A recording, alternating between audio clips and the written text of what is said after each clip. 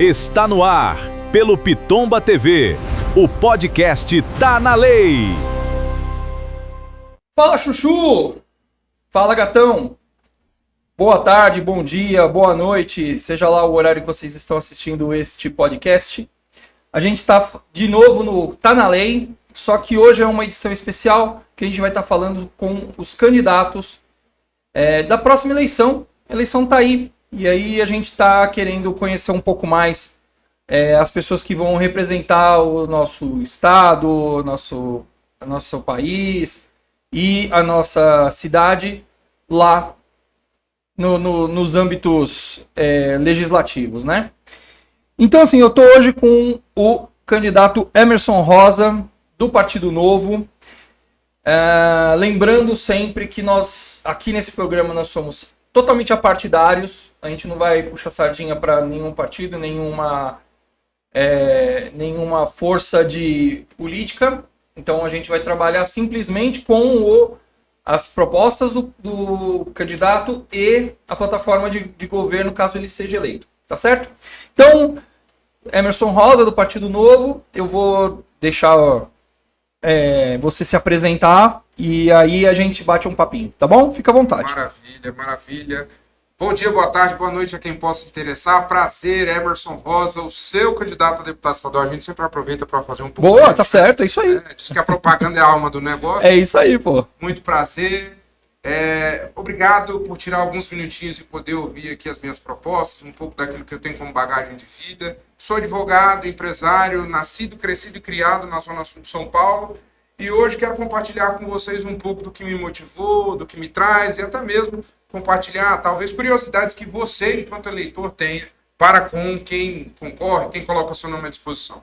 E obrigado, Rui, pela oportunidade de estar aqui. Imagina, é um grande prazer ter você aqui, principalmente para dar voz às pessoas, porque todo mundo tem aquela história de mas político é tudo igual, mas político eu não sei o quê. Não, vamos desmistificar isso. Existem os maus e existem os bons em qualquer tipo de esfera, qualquer tipo de esfera. Então, tem um mecânico bom, tem um mecânico ruim, tem o técnico de informática bom, tem o técnico de informática ruim, tem tudo, todos os tipos. Então, a gente precisa, nosso dever aqui, tirar essa máscara e fazer com que as pessoas realmente vejam o candidato como ele é, né? Então, eu quero agradecer ao Emerson de ter vindo até aqui, de ter disposto o seu tempo para conversar um pouco com a gente. Então, assim, você é de qual região de São Paulo? Eu sou do Grajaú, da Zona Sul de São Paulo, do extremo periférico de São Paulo. Certo. Então, você vai disputar para deputado estadual, é isso? Deputado estadual. Deputado estadual. Exato. Então, qual é a sua percepção em relação ao estado de São Paulo? O que você percebe, vê quais são as dificuldades, as oportunidades? O que você percebe dentro desse contexto? Rui, eu acho que a percepção que eu tenho do estado de São Paulo é que tem muito, eu costumo utilizar essa frase, existe muito cacique para pouco índio. Tá. Na verdade, tem muito cacique e muito mais problema.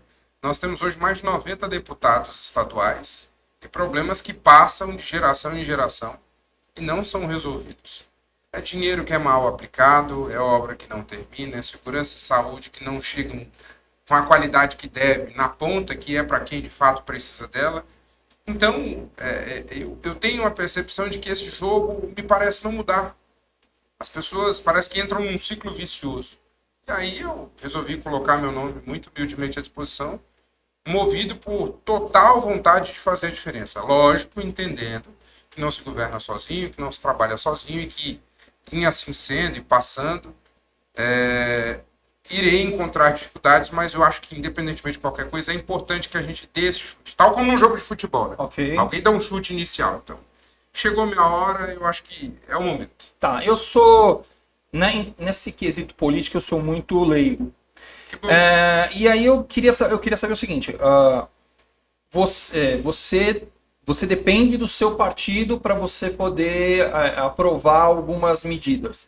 Ou você depende da maioria para aprovar determinadas medidas. Então, assim, qual que é o seu nível de persuasão em cima disso? Então, eu quero colocar um ponto de ônibus na rua tal, faz de conta, tá? Estou sendo bem genérico. Então eu tenho a ideia, eu crio uma documentação, é isso? E aí, baseado nisso, eu tenho que fazer política dentro do meu próprio partido e dos outros partidos, convencendo eles que isso é uma boa e que eu preciso de uma maioria para aprovar isso. É mais ou menos isso, não é? A dependência que eu tenho hoje do partido é para que eu possa lançar a minha candidatura, porque no Brasil, enquanto federação, não existe candidatura solo. Então você não consegue se lançar candidato sem estar afiliado a um partido político. Certo. Então essa é a minha dependência do partido, e lógico que ali estando, você acaba se sujeitando ao estatuto, aos regimentos internos e tudo mais. Agora, como fazer a política? Ainda aquilo que você disse, Emerson, eu quero colocar um ponto de ônibus aqui. Você vai fazer um projeto de lei. E esse projeto de lei é colocado à votação. Lógico, depois de passar ali pelo setor técnico do seu gabinete, ele vai à votação. E a política é justamente a arte de construir divergências. Então é um momento onde você começa realmente a buscar apoio dos outros parlamentares, dos outros políticos, para que, tendo a maioria, aquele projeto seja aprovado e, consequentemente, venha a vigorar. Então, basicamente é isso. De uma forma muito enxuta, para você que está em casa conseguir entender. Muito legal. Legal. E assim, quais são os pilares da sua plataforma? Eu tenho 4 pilares: saúde, educação, segurança e empreendedorismo. Nessa ordem ou tem algum... Como um todo. Como um todo, né? ok. E aí muitas pessoas me perguntam o porquê de cada qual. Porque eu não consigo falar com propriedade, com firmeza, se não foi aquilo que eu vivi. A minha vida mudou por meio da educação. Eu sou filho de um vidraceiro e de uma costureira, o primeiro formado de uma família.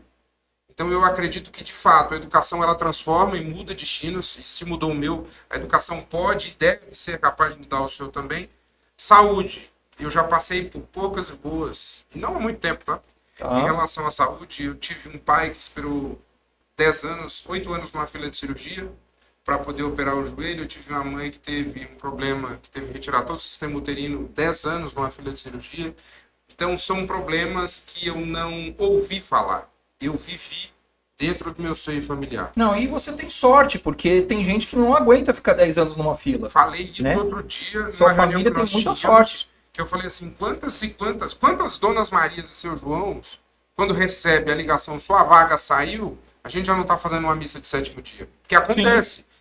Mas isso é política eleitoreira, é momento de você... Não. Isso aqui é a realidade de milhares e milhares de brasileiros, que se você descer aqui 1 ou 2 quilômetros aqui do estúdio, for no Hospital das Clínicas, você vai ver que não é diferente, é muito pelo contrário. Vem ambulância de todo canto, quantas consultas a pessoa espera meses, anos para poder fazer. Verdade. Consegue uma consulta, marca o exame não sai antes da consulta, perdeu a consulta só daqui 1 ano, 1 ano e meio. Eu acho que o Estado tem condições de fornecer mais, de entregar com mais qualidade, só que para que o Estado, como um todo, como máquina, consiga pegar o recurso na medida certa e aplicar no lugar correto, ele precisa de uma coisa chamada fiscalização. Não digo que não existe, mas pode melhorar. E talvez a gente está falhando exatamente nesse último ponto, que é talvez o primordial. Fiscalizar para onde vai. Está vazando para algum canto, está acontecendo o que não deve. Mas existe uma equipe que faça essa fiscalização, propriamente dita? O papel de um deputado estadual é justamente a criação não, mas não de tem leis. não tem uma equipe. Tipo assim, a Secretaria da Saúde tem uma equipe chamada fiscais do bom andamento das...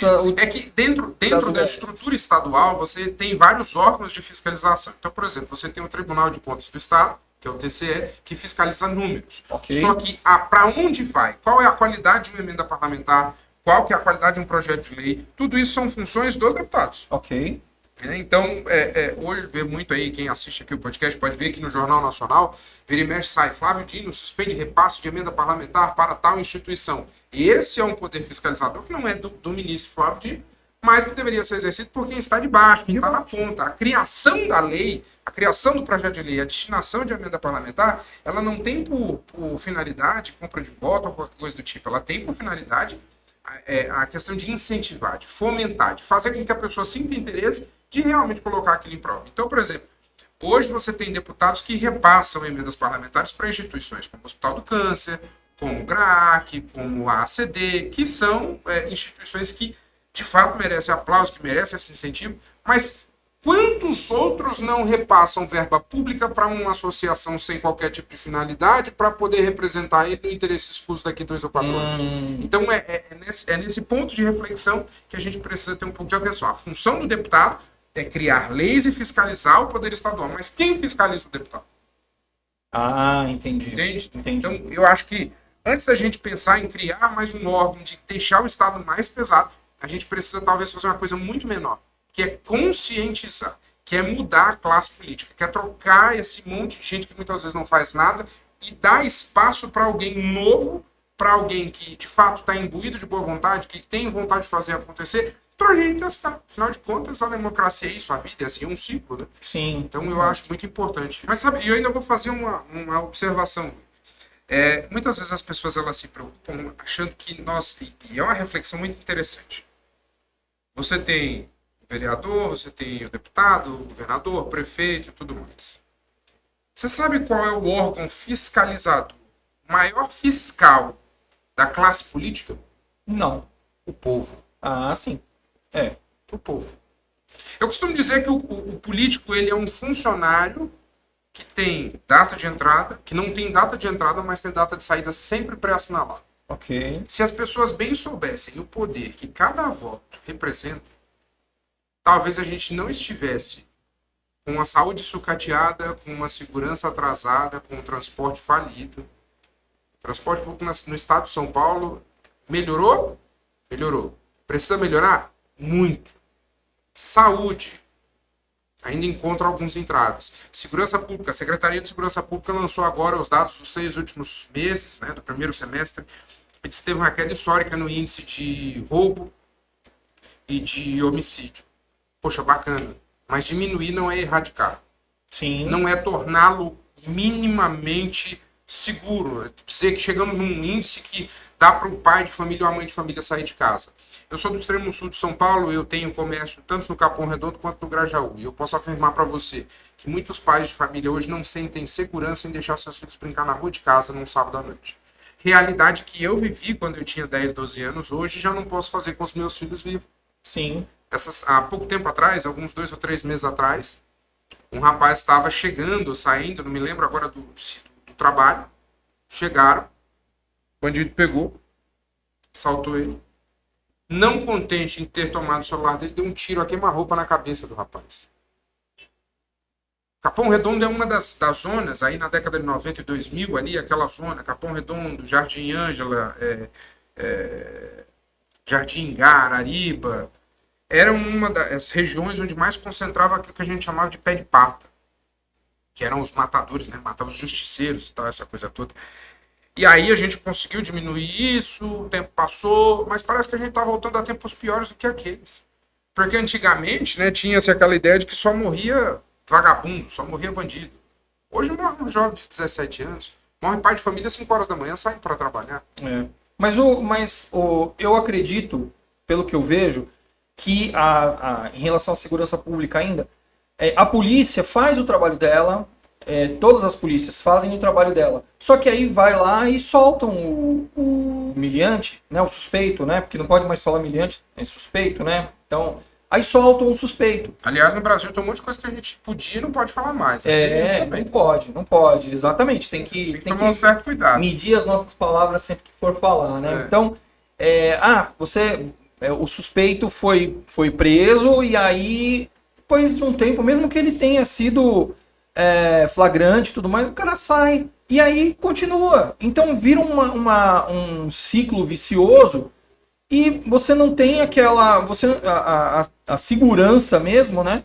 Aí o policial vai lá, prende. Aí vai lá e solta. Aí o policial vê o cara vai lá, isso aqui de novo? Prende o cara de novo. O cara vai lá e sai. E acontece. Acontece muito. Você pega esses programas televisivos aí, esses programas midiáticos. Sim. Né, que fala de programa policial e tal, essa coisa. O que você mais vê é isso.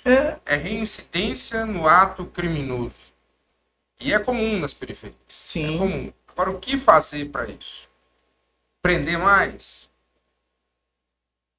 Então, Diminuir. Aí a gente entra numa outra discussão polêmica, né? Que não é dentro da função de um deputado estadual, mas a gente, o papo Ok. aqui ficou fluido. Tá. Redução de maioridade penal, já ouvi muito falar disso. Eu tenho uma opinião, eu acho que a redução da maioridade penal, ela é muito importante, mas apenas, se pensar então somente ela, já é algo muito complicado. Sim. Veja bem, você diminui a maioridade penal, eu falei isso outro dia numa entrevista. Reduziu a maioridade penal significa dizer que a quantidade de pessoas que serão presas vão ser muito maiores. Sim. Afinal de contas, você tem uma divisão. Hoje você tem a Fundação Casa, que pega dos 0 até os 16, 17 anos, e dos 18 em diante, sistema comum de carcerário. Ok. Imaginemos que um jovem de 16 anos, se a gente diminuir essa classe, vai prender. E eu não estou dizendo que está errado, não, tá? Não estou dizendo que está errado, não. Porque se você tem condição de discernimento para matar e roubar, você tem que ter discernimento para responder por isso. Sim. É pau no lombo mesmo. Só que a questão é como é que todo o sistema macro responde a essa sobrecarga de prisões que nós vamos sofrer. Você tem uma saúde que hoje não entrega contento ao pai de família que precisa, você vai ter um aumento estrutural de preços, ou seja, o Estado vai ter que começar a gastar para construir hotel para vagabundo. Sim, verdade. Mas assim, não tem como. Isso é uma ideia que eu tô tendo agora, ok?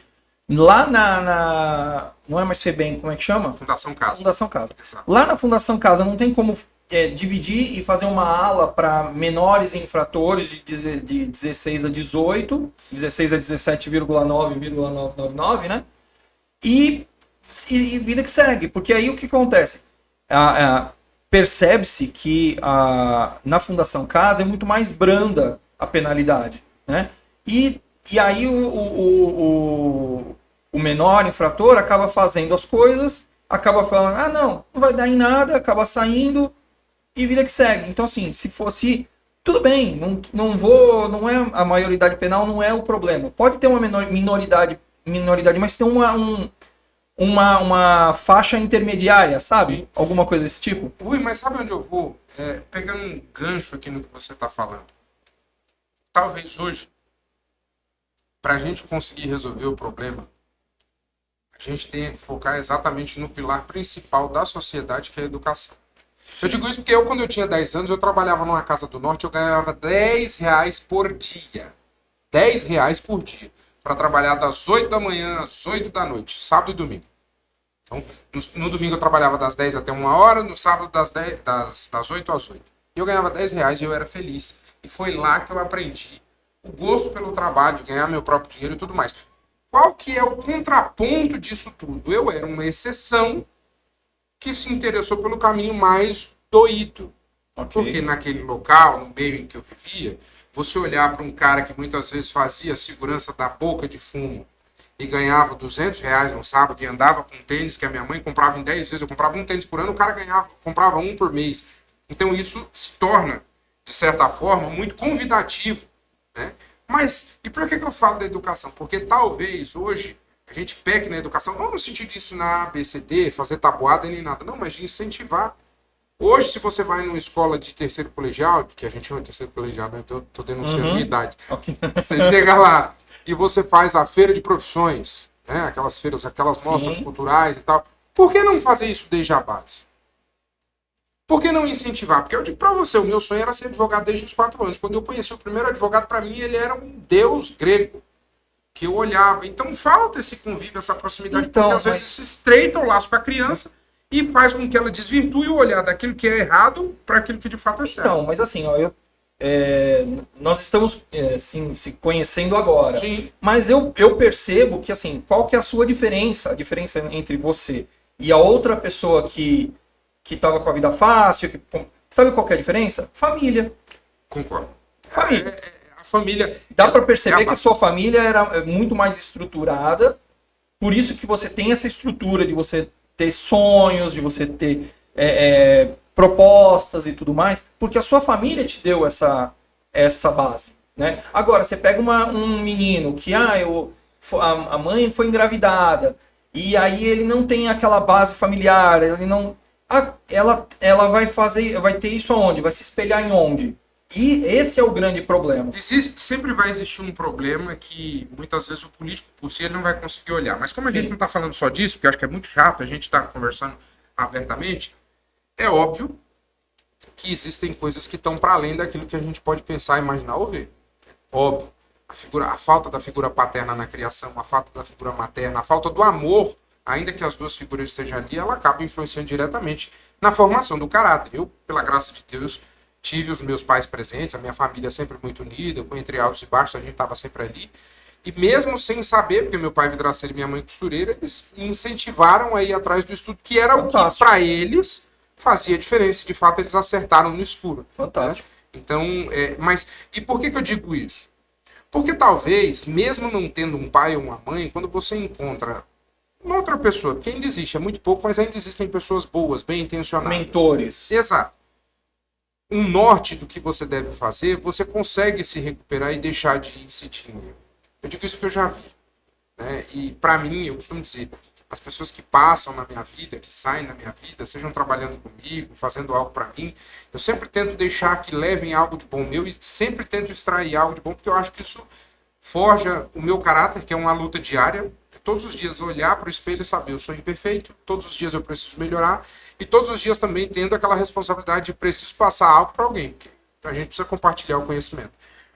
Mas eu concordo com você, a falta da família, que é a pilastra principal da formação de um ser humano, é muito difícil e pode influenciar diretamente na formação do caráter, nas posturas que vão tomar. Mas, embora ela possa influenciar, ela não é o fator determinante.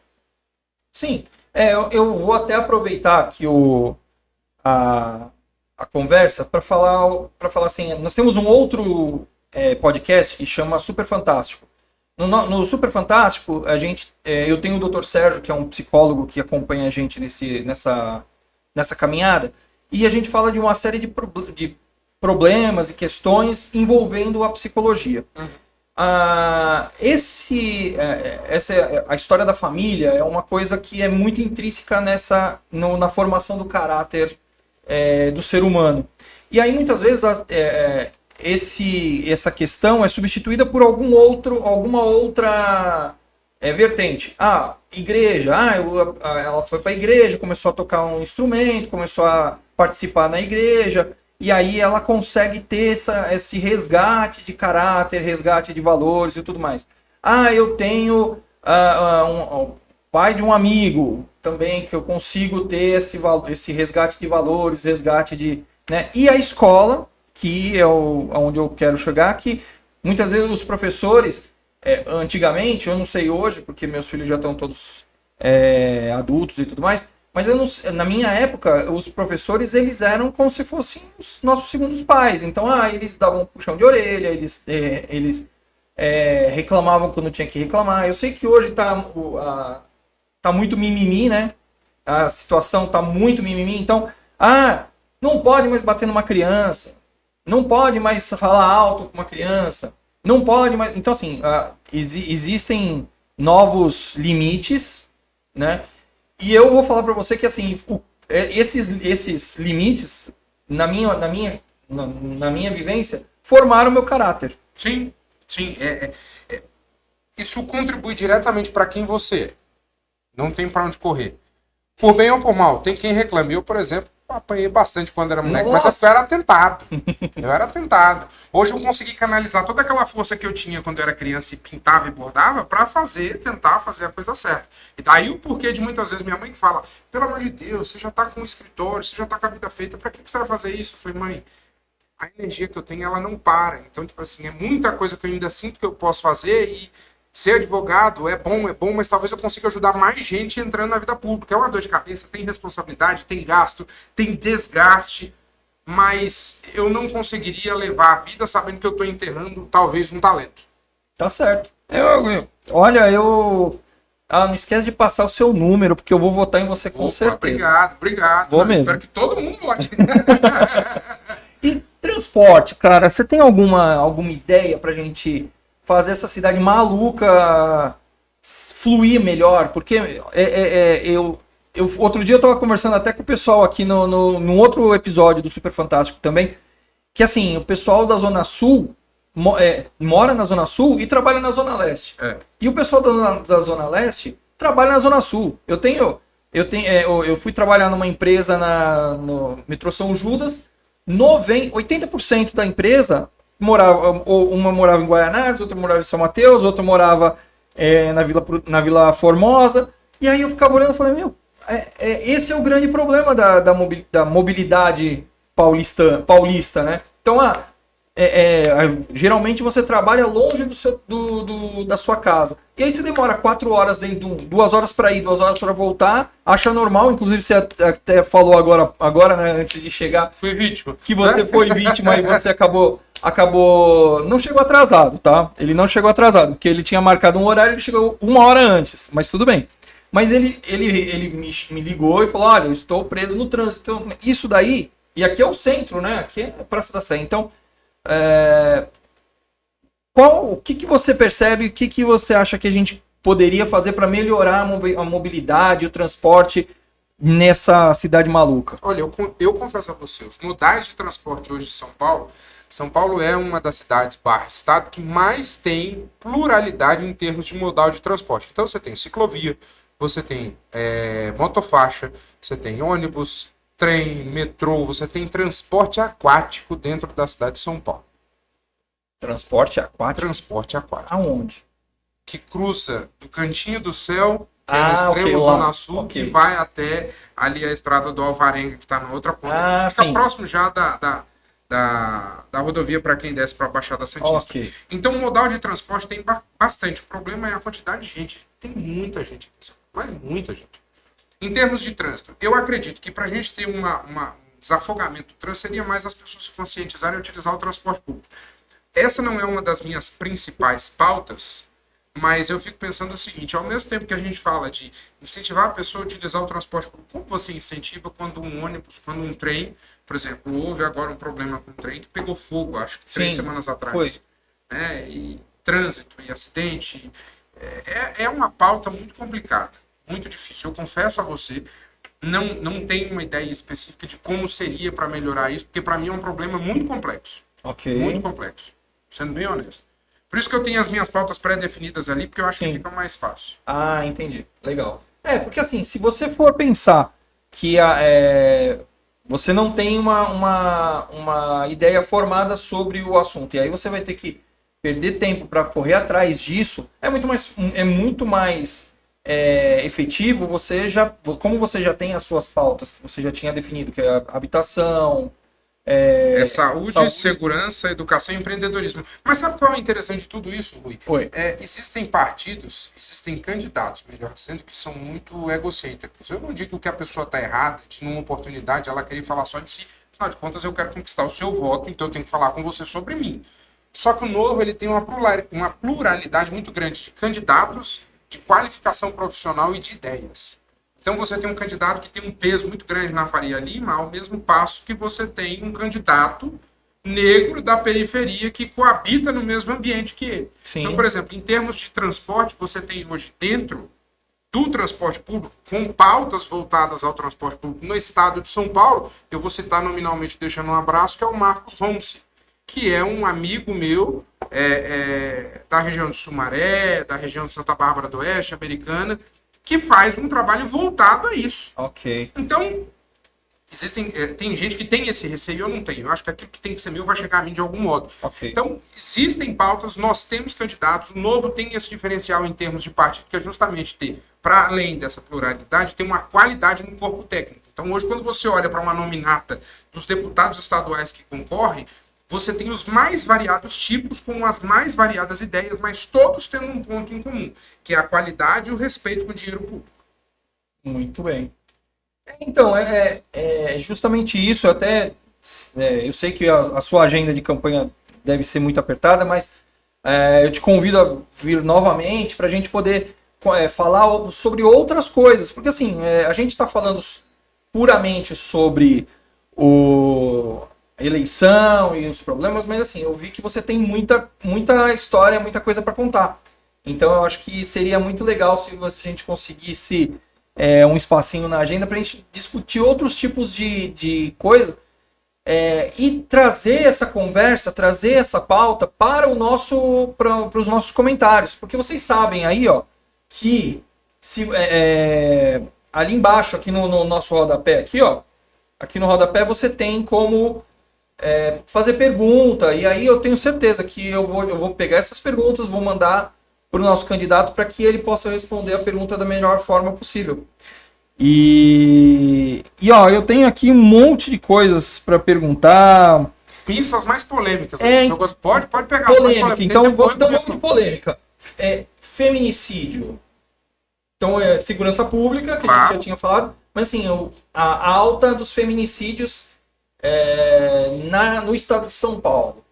A gente sabe que as delegacias da mulher, elas não funcionam 24 horas.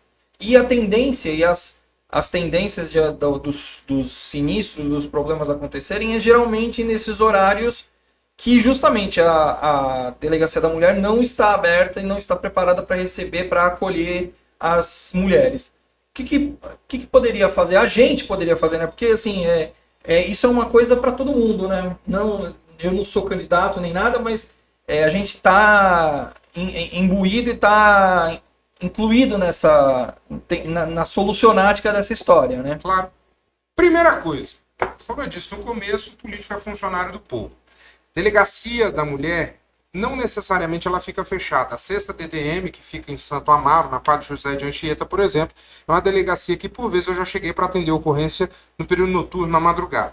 Mas, ainda que assim não seja, o seu deputado estadual, muitas vezes, pode ter função direta na cobrança e na modificação desse regime de funcionamento. Esse é o primeiro ponto.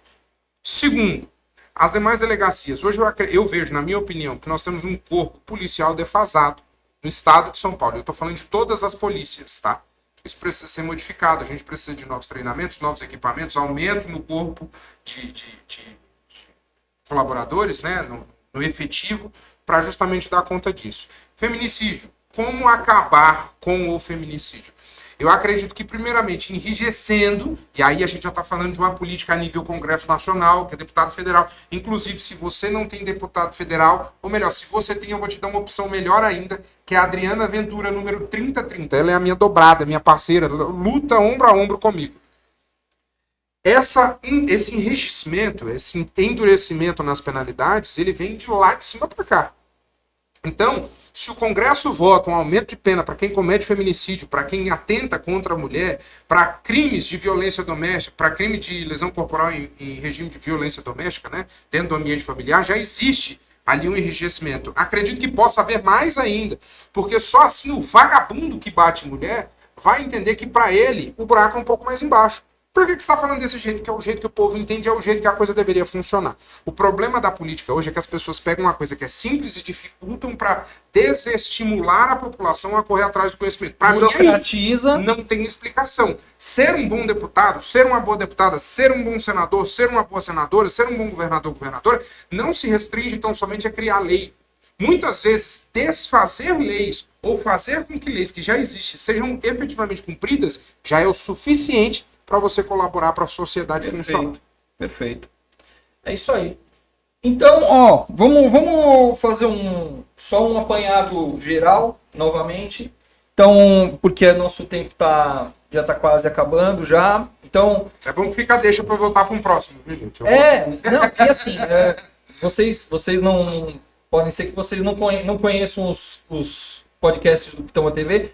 A nossa duração é de mais ou menos 40 minutos. Exatamente para você que está aí na sua esteira fazendo seu cardio, ouvir a gente, prestar atenção na gente e no final dos 40 minutos o nosso reloginho vai dar um apito para você descer da sua esteira e trabalhar. Que aí tá na hora já de trabalhar, tá certo?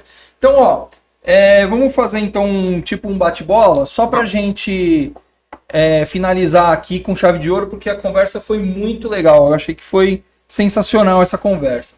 Então, vamos lá. Então, eu vou jogar uma informação e você necessariamente não precisa ser com uma palavra só. Beleza. Mas assim, bem sucinto. Uhum. Tá? Então, prioridade. Educação, saúde, segurança e empreendedorismo. Um sonho. Estar vivo para ver acontecer aquilo que eu pretendo começar. E o que é? A mudança, uma política justa, uma sociedade que funcione, uma saúde que realmente entregue aquilo que as pessoas precisam, uma educação que cumpra o seu papel essencial e forme bons cidadãos e boas cidadãs. Tá. Uma qualidade sua. Honestidade e transparência. Ah, e um defeito. Muito crítico, muito duro e às vezes até um pouco ignorante na defesa daquilo que eu acredito ser certo. Tá, e uma área que você reconhece que tem pouco dinheiro para estar trabalhando? Pouco dinheiro para estar trabalhando. Por exemplo, a saúde, você acha que tem pouco recurso, por isso que ela está do jeito que está. O transporte tem pouco recurso, por isso que ele está do jeito que está. Ou é só uma questão de gestão Não, mesmo? eu acho que é uma questão de gestão. Grana tá... Muita grana existe em todos e quaisquer ambientes que você possa imaginar, mas ela é mal gerida, mal aplicada e, consequentemente, entrega um mau resultado. Tá certo. E uma obra que você gostaria que fosse concretizada, que ainda não foi concretizada? Pode ser qualquer obra, em qualquer âmbito. Eu vou falar uma obra que eu tenho por aspiração pessoal fazer, tá? Ou pelo menos encabeçar. Que é uma escola com um sistema de ensino dos mais de ponta possível, se possível, do Waldorf, na região da Zona Sul, gratuita para os filhos dos pedreiros, para os filhos para as mães solteiras, para as faxineiras, para todo mundo que não teve condições, conseguir proporcionar o melhor para o seu filho. Perfeito. É isso aí. Então, olha, a gente está finalizando aqui o Tá na Lei, versão especial política, entrevistando os nossos candidatos a deputado estadual, deputado federal. Se aparecer aqui senador, presidente, nossa, ia ser muito chique, né? Mas sabe Deus, né? Vai que, né? Vai que. Então eu quero agradecer o candidato, dizer para ele que foi fantástica a nossa conversa, o nosso bate-papo, porque não foi uma entrevista, foi um bate-papo, a gente trocou ideias e alinhou uma série de outras coisas. Eu achei que foi bem, bem legal, bem proveitoso. Então, faça suas considerações finais, como diria o William Bonner. Bom, Rui, primeiramente, muito obrigado pela oportunidade. Obrigado a você que me assiste. Eu sei que falar de política nem sempre é tão interessante quanto a gente possa imaginar, mas é necessário. Afinal de contas, quando a gente não discute, a gente acaba sendo conduzido por aquilo que decidem por nós. Então, muito obrigado. E eu gostaria de fazer um convite. Para além de você seguir as minhas redes sociais, no Instagram Emerson R. Rosa, no Facebook Emerson Rodrigues Rosa, que você no dia 4 de outubro me dê um voto de confiança e me permita representá-lo na Assembleia Legislativa. Então eu montei um slogan falando para o pessoal não deixar para depois, que para deputado estadual é 3202. Obrigado, viu, Rui? Aê, muito bom.